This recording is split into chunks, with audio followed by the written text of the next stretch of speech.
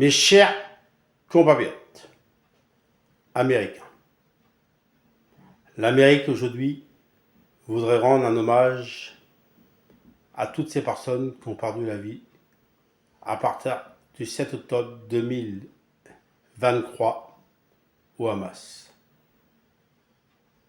On aimerait tellement avoir les mots pour les familles qui ont perdu quelqu'un de cher à partir du 7 octobre 2023 par rapport au Hamas. On voulait juste dire aux familles, aux proches, que l'Amérique était de tout cœur avec eux et que l'Amérique pense à eux très très fort. On pense à chaque personne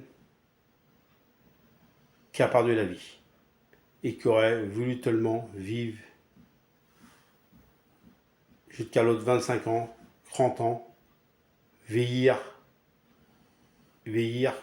tard.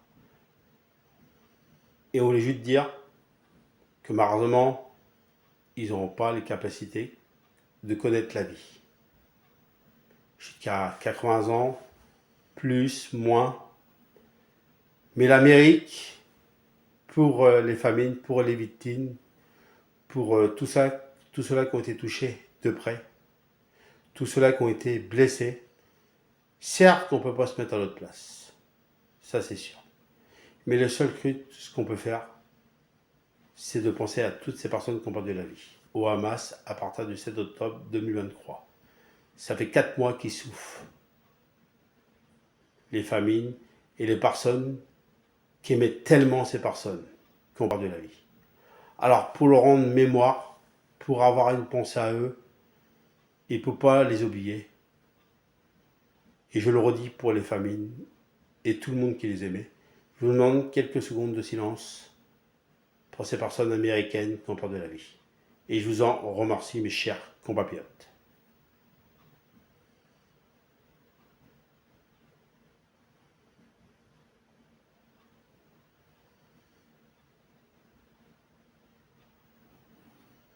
Merci, mes chers compatriotes américains.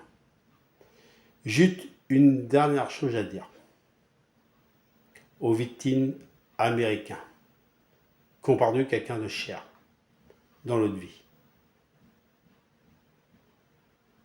Certes, qui ne pourront pas récupérer la vie. Mais on voulait juste dire une seule chose, c'est que l'Amérique entière, et je le redis, on ne pourra pas se mettre à la place des familles, on ne pourra pas se mettre à la place des personnes qui ont perdu quelqu'un de cher. Mais le seul truc qu'on peut dire, c'est qu'on ne les oubliera jamais. Et l'Amérique le doit tout. Vive la 8, vive l'Amérique.